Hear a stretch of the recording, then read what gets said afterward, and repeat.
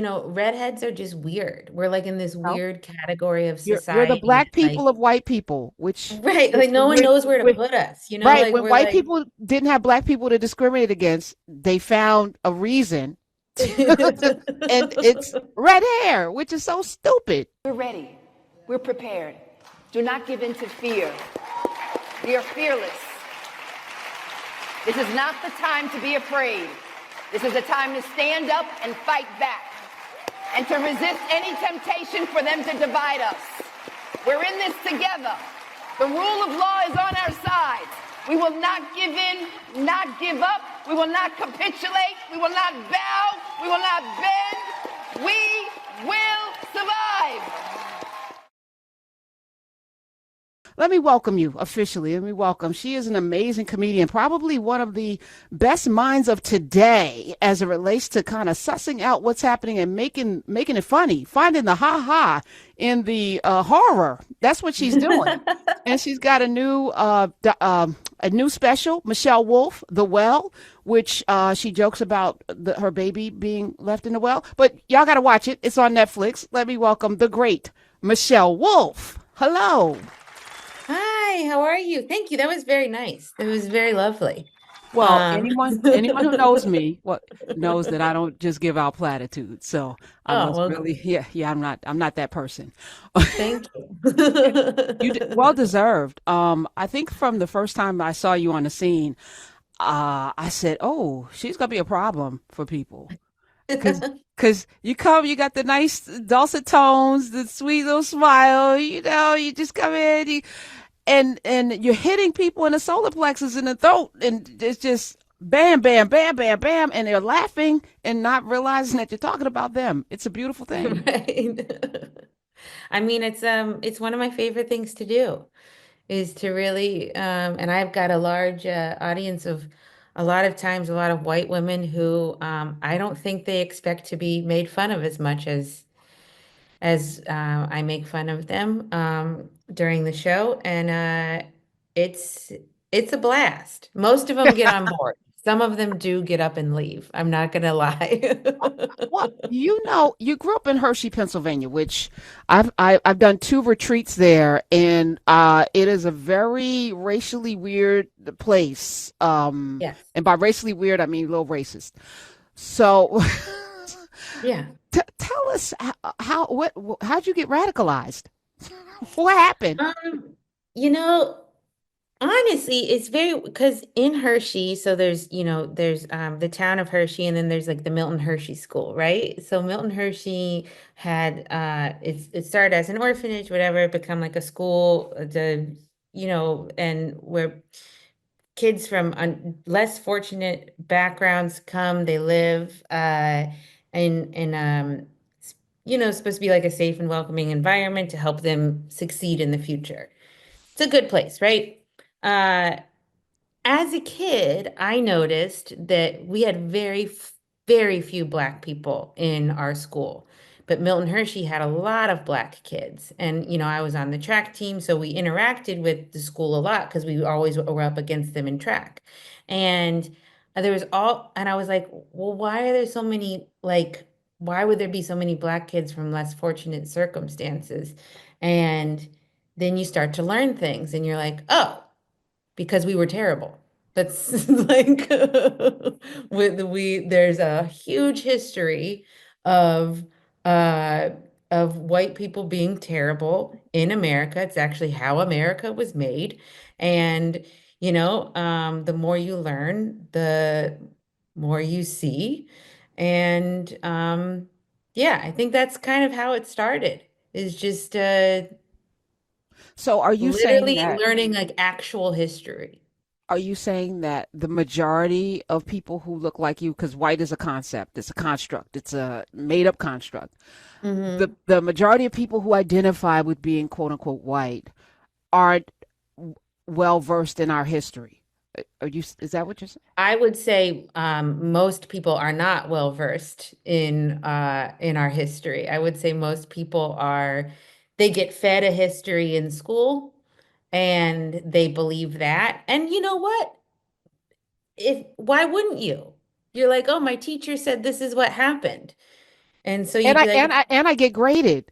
So if I don't right, repeat that, then I get a failing grade. And who wants to if do that? if I don't write that on the test, so it has to be what happened, right? And which is so, I mean, it's so messed up on so many levels, obviously. But like, I don't think a lot of people, and I think I mean, that's the core of the problem. It's miseducation, it's uneducation, it's false education, whatever you want to call it. Propaganda, that's another word. Yes. Yes. Gaslighting. Um, So when did young Michelle Wolf, de- determine, were you always this person? Because I imagine you might have always been this person and then realized, hey, this is called comedy and I can make money doing this. When did that happen? I never thought like it never occurred to me that you could like be an artistic person in professional life, like because I don't, you know, in my head it's like you go to school, you get a job and you work and hopefully you like that job, like and you might not, but at best case scenario, you make money and you like your job. Worst case scenario, you don't like your job, but at least you make money, right? Those aren't even, that's not even how I feel like the world works at this moment anyway. But it didn't occur to me that you could be an artist. It didn't occur to me that you could do comedy.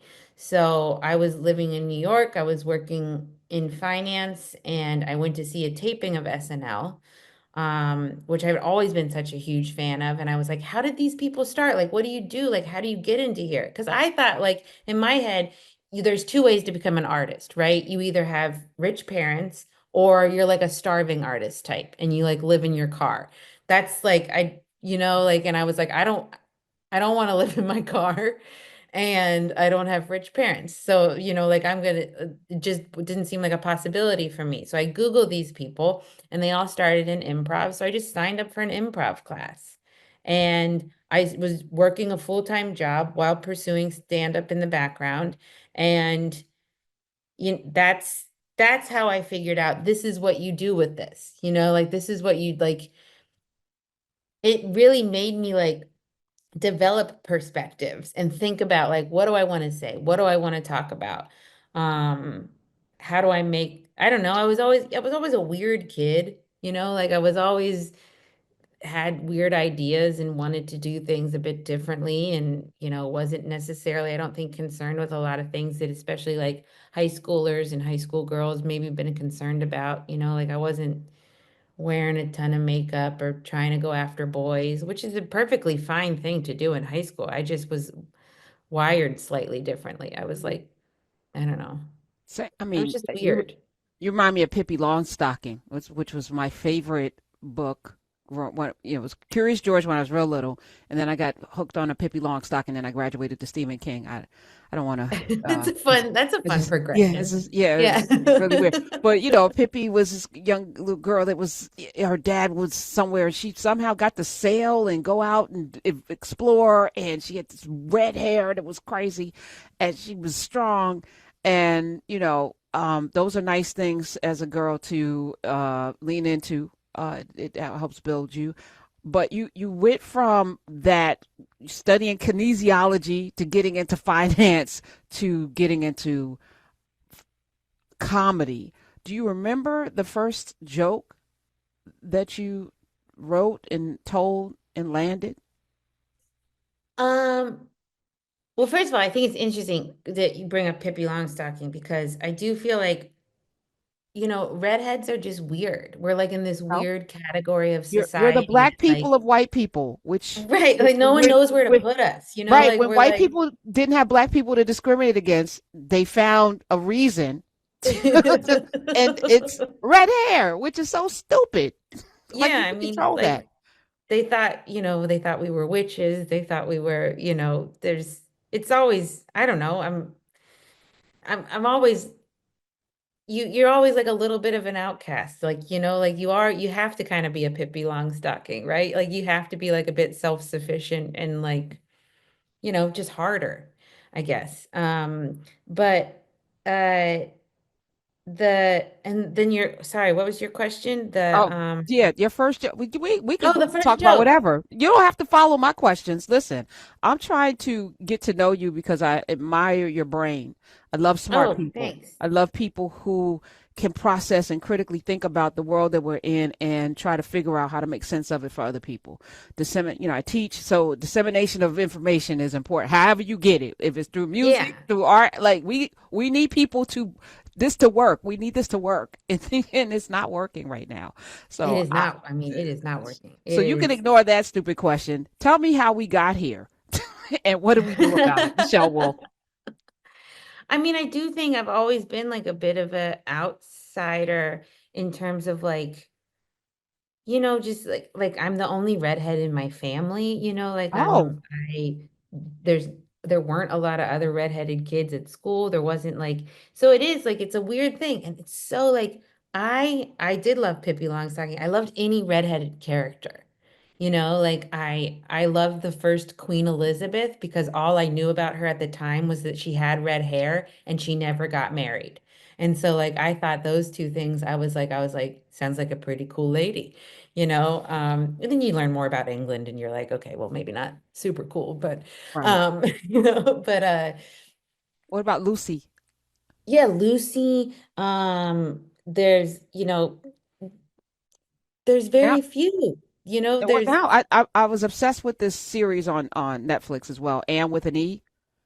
oh Obsessed with yeah. it. Oh my God, I was obsessed with it. Is I that was so sad is with that it. about Anna Green Gables? Is that the I don't know. It's no, it's about this little girl who lost. I think she lost her family and ended up being adopted. And then there's whole Native American backstory. I mean, it's like, and oh, she's in the I middle of have to nowhere, check but that one she's out. fighting. She's fighting for everybody, and she's an outcast, of course, because she's a redhead. And that Am with an E had me in a chokehold during you know when it came out. But anyway, Oh, I have to check that one out. That sounds good. And I need a new TV show. you're Um, welcome. uh, but yeah, I don't know. I think I really credit stand up with like helping me like I think I always felt like had a lot of different points of view, but helping me to like actually like vocalize them and like the more you do stand up, the more you like, you have to come up with new material, right? And I want to talk about what's happening in society, but in order to talk about what's happening in society, I have to think about what's happening in society. And I have to be like, well, what do I actually think about this? What are my feelings about this? How have I maybe how could I contribute to this or make it clearer for people or and then also make the whole thing funny, right?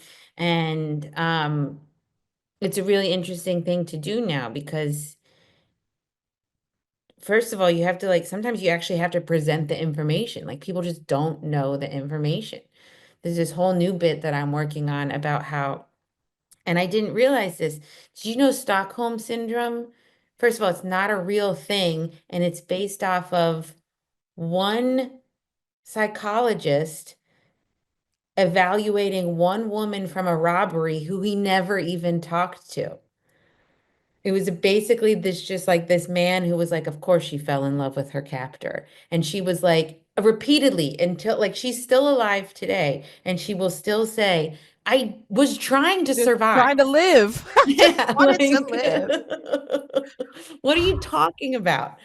So like, it's finding out information like that and like, continuously trying to learn and figure out how people act and react and, you know, how they deal with situations that they're dealt. Like it's really, I mean, comedy is just like a study on humans. It's a study on humanity. And then, like just making it funny and presenting it to people. And so like I'm excited to do that bit because I didn't know that information and I'm excited to share that information with other people. And, you know, obviously I want to make it funny and hopefully people want to watch it and buy tickets and, consumerism and all that stuff. But um you it's yeah, I mean it's just it's interesting. It's and it's fun to do. For me, it's really fun to do. Well, and you're very good at it. The Well is the latest.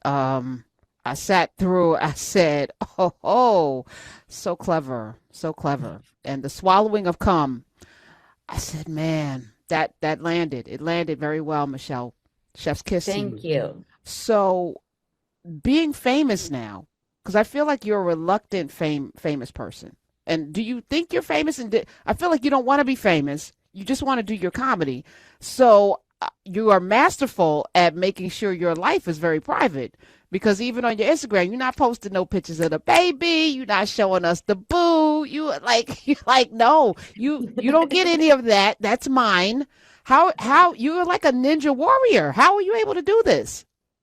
Yeah, I mean, I don't know. I really, I don't, I'm talking more about my personal life, obviously, now that I have kids and I'm a mom. And, in order to talk about that experience, you've got to talk about your personal life a little bit more. And I also think I have some interesting circumstances. But I also, yeah, I mean, I also like I want to keep my life private. I don't feel like I'm famous. I mean, I like get recognized and stuff in the streets, and I so appreciate, fans and people wanting to consume, buy tickets and stuff like that. I really do appreciate that. But I don't know, I'm just like the reality of my life is just like I'm just someone who likes to write jokes, like I'm not a super social person. I'm not like even at parties, like I will happily sit at a table and talk to one or two other interesting people rather than mingle. Just bring whoever's passing hors d'oeuvres, just stop by my table every once in a while and give me another little bite. Like I'm not a those people that are like natural hosts and they can talk to anybody. I'm like, I do not want to talk to most people. I'd much rather sit and have a quiet conversation in the corner of a room um, with someone I enjoy talking to. I feel seen, Michelle Wolf. Okay, so how did you meet your husband, and what happened? And I don't know if you have time because I really want to find out how he's received in your life and your family. How did they receive this man, and how did you meet him? Just met through a mutual friend, very like happenstance kind of meeting. And yeah, I mean, I'm not like, I've never been a relationship person, like I'm not someone that's, I met him in my 30s and it's like, I think the first person like I've really ever seriously dated. Um, and I've always, it was always very much career, career, career. The pandemic happened, work slowed down, and I was sort of like, well, maybe there should be a little bit more in your life.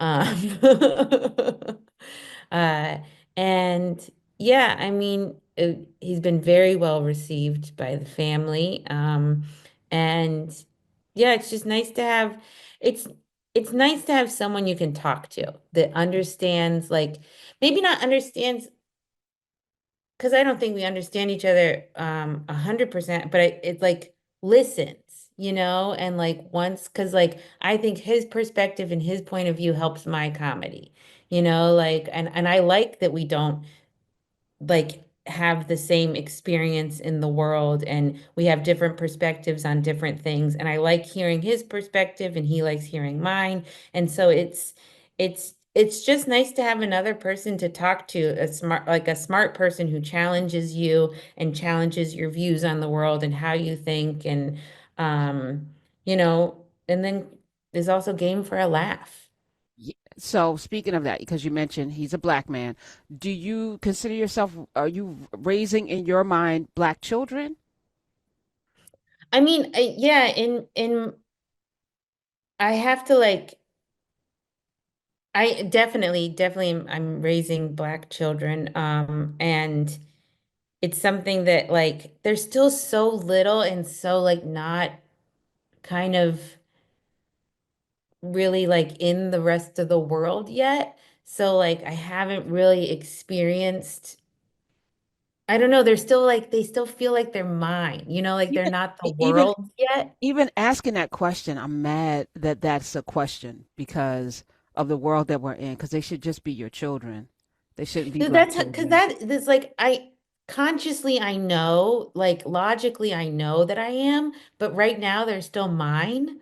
So like it doesn't feel like I don't know, it's like this weird like lovely period where it's like they're not the world hasn't um But it's meh on it. right. Yeah. Yeah, but it's also it's like, it's like my daughter has, curlier hair than me that I've had to like, it's So much. Do you know what to do with this? Because this has been like, oh yeah. a problem I with I have I've melanemic talked to women. lots of people. I've watched a lot of videos. I have this comb it's the what's it what's the name of the brush? It's called like Untangle or something or like the Unbrush. It's the Unbrush. I have a whole system now and she still doesn't like it and we're working through it. But and then I have a new little one and we'll see what his hair ends up being like. But between having a black husband and my hair, it's not, Not going to you happen know, for them. They're not going to, yeah, they're going to have the hair. it's- They're going to have yeah, the hair. it's And it's something's, beautiful. And it's beautiful because it's reaching towards the sun. Who could defy gravity and I mean, water? It's it's amazing.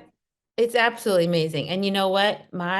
I love my curls. It took me a long time to like my hair just because I didn't know how to do it. Like I wasn't like I'm the only one in my family with curly hair, so it's like I and it was like before the internet, like I didn't know how to do my hair. I didn't know, like anyway, I Are used you a sure lot of moves for are you way sure too your long. dad's your dad?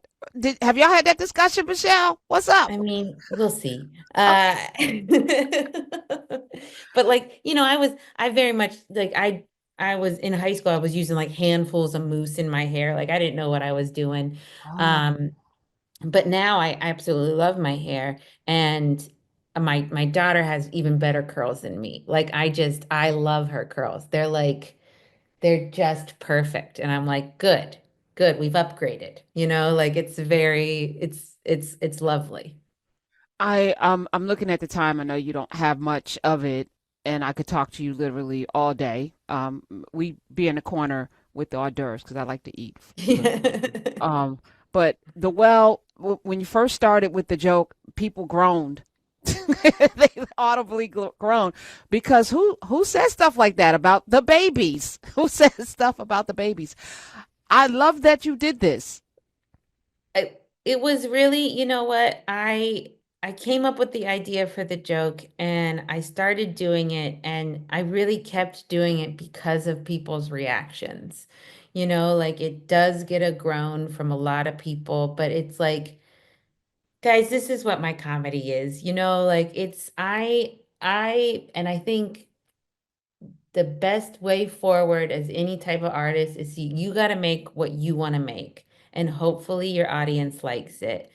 Like you'll find who your fans are. I'm not trying to appease a certain amount of people. I'm not trying to like please people.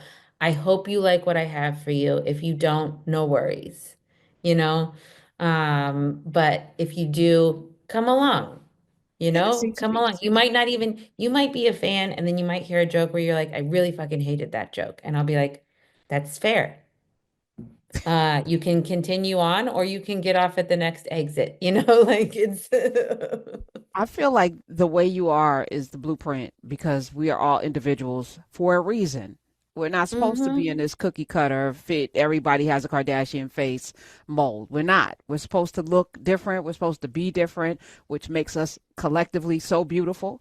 Not enough people get that. Are you hopeful? Last question. Are you hopeful that we'll figure this out, or is this thing gonna end and we got to start all over? Hit the reset button. I mean, I'm very hopeful. I'm hopeful uh that things will continue, like in the sense of, the world will continue. Um, but I do hope a lot of things end, like I do hope that like I think some things need to crash down, and I just hope the right things crash down, What's the one thing and that give us one thing that needs to crash down right now? um, well, the American government. Okay. Okay. Wow, that's a big one.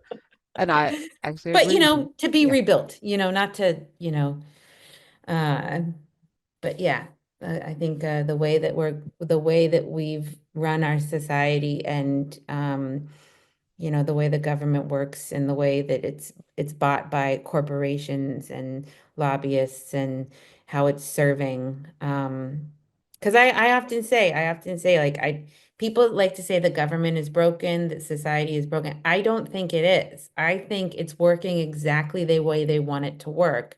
We were just sold a different idea.